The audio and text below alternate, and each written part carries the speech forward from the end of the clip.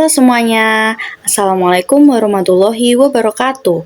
Perkenalkan, nama saya Nadia Putri Wahyudi dengan NIM 192599349 dari Universitas Bina Sarana Informatika Kampus Keramat 98. Pada video kali ini, saya akan mempresentasikan mengenai pemahaman saya dari sistem ERP yang saya tahu dan mengimplementasikan sistem ERP untuk efisiensi bisnis menggunakan sistem ERP berbasis open source yaitu melalui software Odoo versi 18. Video ini berisi penjelasan mengenai pemahaman saya terhadap ERP itu sendiri dan langkah-langkah penggunaan Odoo mulai dari menu utama Odoo, kemudian membuat bisnis dalam salah satu modul yang saya pilih yaitu Point of Sale atau POS dan menunjukkan bagaimana alur proses bisnis dilakukan secara sistematis. Selamat menyaksikan videonya. Yang pertama kita akan membahas mengenai pengertian atau definisi dari ERP itu sendiri. Enterprise Resource Planning atau yang biasa kita sebut dengan ERP merupakan singkatan dari 3 elemen dari kata ERP itu sendiri, yaitu Enterprise yang berarti perusahaan atau organisasi, kemudian Resource yang berarti sumber daya, dan yang terakhir adalah Planning yang berarti perencanaan. Jadi Enterprise Resource Planning atau yang biasa kita sebut dengan ERP merupakan konsep untuk merencanakan dan mengelola sumber daya perusahaan, yaitu berupa paket aplikasi program terintegrasi dan multimodul yang dirancang untuk melayani dan mendukung berbagai fungsi dalam perusahaan atau to serve and support multi-business functions, sehingga pekerjaan menjadi lebih efisien dan dapat memberikan pelayanan lebih bagi konsumen, yang akhirnya dapat menghasilkan nilai tambah dan memberikan keuntungan maksimal bagi semua pihak yang berkepentingan atau stakeholder atas perusahaan. Kemudian dari pembahasan yang kedua yaitu mengenai konsep dari ERP.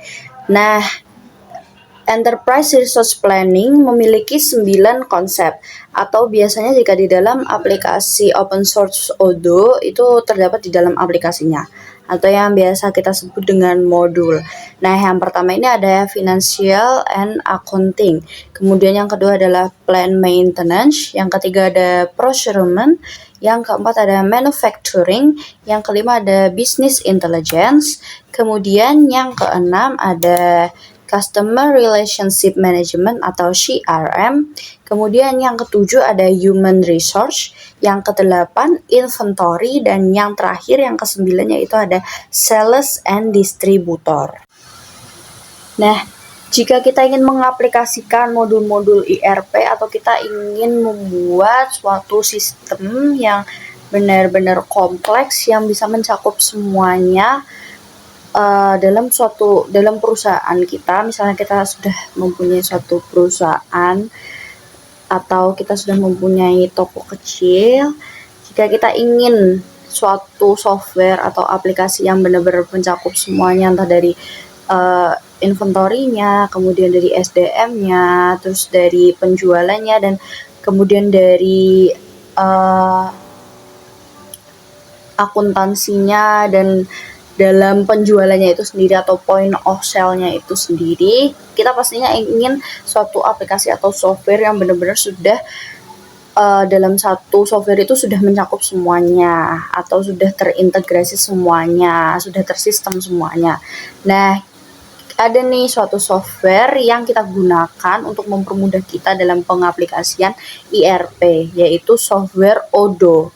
Software Odoo yang kita gunakan ini sudah ada versi terbarunya yaitu versi Odoo 18. Nah, Odoo ini merupakan perangkat lunak Enterprise Resource Planning atau yang biasa kita sebut dengan ERP yang open source dan modular, mengintegrasikan seluruh fungsi bisnis seperti yang saya sebutkan tadi, yaitu seperti penjualan, CRM, akuntansi, inventaris, manufacturing, SDM, dan point of sale atau POS dalam suatu platform terpusat untuk memanajemen data dan prosesnya yang efisien, cocok untuk semua skala bisnis dengan opsi gratis yaitu community maupun berbayar atau enterprise. Nah, keunggulan dari software Odoo itu sendiri utamanya adalah fleksibilitas. Dan dia itu kostumisasi, jadi kostum tergantung pengelolanya, stakeholdernya, ownernya. Terus antar mukanya tuh intuitif dan biayanya itu terjangkau. Terus menjadikannya solusi populer untuk mengotomatisasi dan mengoptimalkan operasional bisnis secara end-to-end. Tanpa berlama-lama, mari kita saksikan bagaimana pengimplementasian dari software Odoo ini sendiri untuk membantu kita dalam mengelola bisnis kita. Langkah pertama yang kita lakukan, kita search website Odoo, kemudian kita pencet, dan kemudian kita ke aplikasi yang dimana banyak pilihan modul-modul yang akan kita gunakan. Saya menggunakan Postoko, saya memencet itu, tidak login terlebih dahulu tetapi langsung mulai gratis. Nah, di sini kita perlu mengisi beberapa data diri, nama perusahaan yang akan kita bangun, email, dan ternyata ini disuruh untuk mengisi nomor telepon, baru bisa login. Nah, ini bisa login ke posnya setelah mengisi nomor telepon. Nah, begini tampilan untuk posnya. Di sini ada beberapa pilihan toko yang akan kita pakai, itu yang mana kita pilih. Nah, saya memilih restoran, saya pencet restoran. Saya akan membuat toko restoran. Nah, ini buka pendaftaran ini kita mengisi kas untuk modal awal dari toko kita terlebih dahulu. Di sini saya mengisi 15 juta. Nah, keterangannya juga saya isi modal awal usaha. Nah, tampilannya akan seperti ini. Ini akan terbentuk seperti meja makan dalam aplikasi. Nah, karena tadi memuat ulang, jadi saya harus login terlebih dahulu, memasukkan email dan kata sandi akun. Nah, setelah itu database yang sudah saya buat tadi, Nadia Shop, ini akan terhubung secara langsung. Nah, kita tinggal hubungkan saja, masuk ke pos lagi. Nah, kita lanjutkan ke penjualan. Nah, di sini kita bisa membuat langsung produknya, produk dari penjualan kita. Tapi saya tidak membuat terlebih dahulu. Kita masuk ke pojok kanan atas, masuk ke back end. Nah, ini back end dari pos toko saya. Kita pilih produknya. Nah, kita akan membuat produknya di sini. Kita pilih yang baru. Nah, kemudian kita membuat produknya di sini. Karena saya ini makanan ya, restoran. Sini saya tulis soto ayam mangkok kecil. Nah, kemudian kita mengisi harga jualnya terlebih dahulu. Kalau mangkok kecil tuh saya start di angka 7.000. Nah, tipe produknya barang ya. Kemudian masuk ke penjualan, tidak usah diisi. Di pos ini kita masukkan kategorinya makanan. Nah, kemudian kita mengisi deskripsi dari soto itu, makanan kita menu soto ini.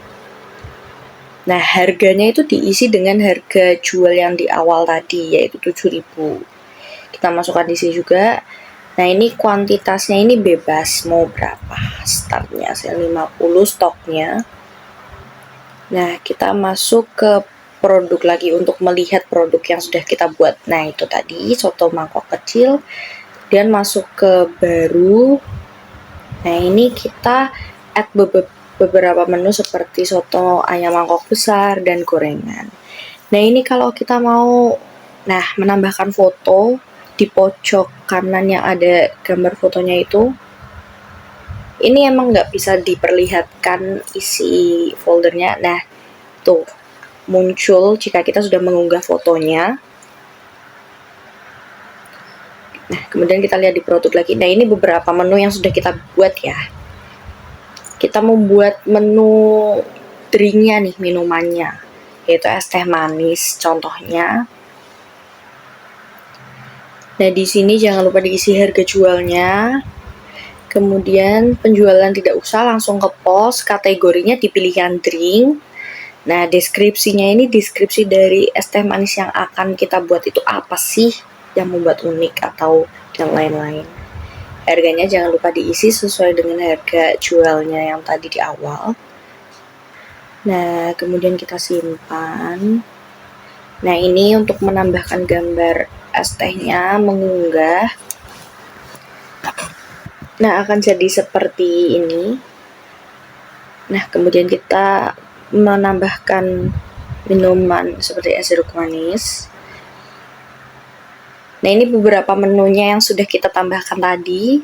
Kemudian kita masuk ke dashboard dan masuk ke restorannya tadi yang ada tabelnya. Nah, ini. Nah, di sini kita akan melakukan order. Kita pilih mejanya, kita pilih meja nomor 1 tadi. Nah, kita pilih nih makanan dan minuman yang akan kita. Kemudian kita masuk ke bagian catatan. Di sini ada tertulis to serve, yaitu ini sedang dibuat makanannya. Kemudian kita pilih pelanggannya.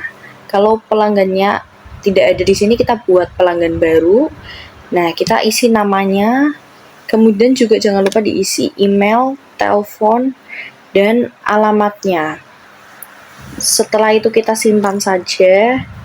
Nah, kita masuk ke dalam pesanan. Oh ya, kita cek dulu nih pelanggannya. Kalau udah benar pelanggannya itu, kita buat pesanan baru. Nah, kemudian ada notifikasi yang hijau itu tadi. Nah, ini kita masuk ke menu order. Nah, di menu order ini pesanan yang udah kita buat tadi tersedia. Dan inilah pesanan kita. Nah, ini jika kita ingin mencetak struktur pembayaran dan fakturnya, jangan lupa dicentang. Pelanggannya juga kita cek apakah benar. Nah, Putri benar ya tadi pelanggannya. Terus kita pakai akun pelanggan. Nah, kita cetak ini. Ini memang prosesnya agak lama untuk mencetak struktur pembayaran dan faktur. Kemudian kita pencet ya. Kita kirim ke email PW. Ini sesuai akun email yang tertera. Nah, kemudian akan muncul resi dan faktur sukses dikirim. Nah, nanti akan masuk ke email yang sudah tertera itu, faktur dan struktur pembayarannya. Nah, ini statusnya. Oke, kita edit pembayaran nih. Kita coba melihat langkah pembayarannya apakah sudah lunas atau belum. Ternyata di sini di step-stepnya itu sudah lunas dan ini tuh sudah terekam invoice-nya. Pesanannya ini sudah masuk ke dalam restoran dan sedang dibuat gitu karena sudah lunas pembayarannya. Nah, ini kita contohkan tadi, kalau itu tadi itu makan di tempat.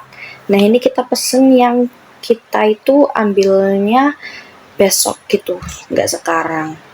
Kita pesen di sini. Nah, kita pilih bukan makan di tempat ya. Kalau kita memilih ke pengiriman, maka kita harus mengisi alamat lengkap kita untuk dikirim pesanannya. Kita pilihnya yang take out atau ambilnya itu besok.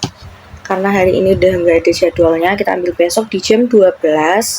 Kita pilih. Nah, kemudian kita melakukan pemesanan. Nah, ini peringatan kalau kita tiba-tiba melakukan pembayaran belum pemesanan. Kita harus melakukan pemesanan dulu. Seperti awal. Ini ada. Nah, ini pemesanannya, take out-nya, riwayatnya. Nah, ini tuh kita ganti di akun pelanggan saldo kita tuh 20.000. Jadi di struktur pembayarannya nanti muncul kembaliannya yaitu 6.125.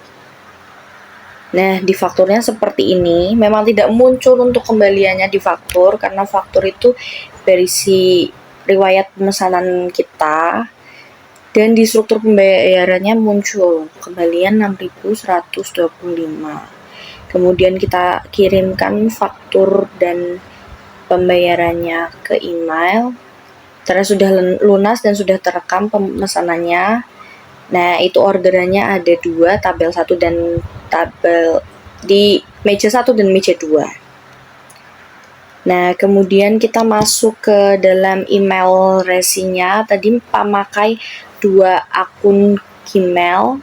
Yang pertama, ini ada resep atau struktur pembayaran, kemudian ada fakturnya.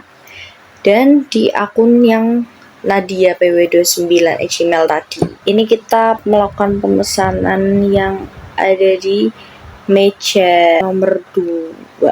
Dan ini untuk di alamat email yang PW Biber, kita juga melakukan pemesanan di meja yang pertama tadi. Nah, ini fakturnya dan struktur pembayarannya. Dan ini merupakan dashboard dari pos kita. Kita bisa ke modul penagihan dari point of sale yang telah kita buat, dan di dalam penagihan ini kita bisa melihat faktur dari pelanggan yang kemarin-kemarin sudah transaksi, dan ini merupakan fakturnya.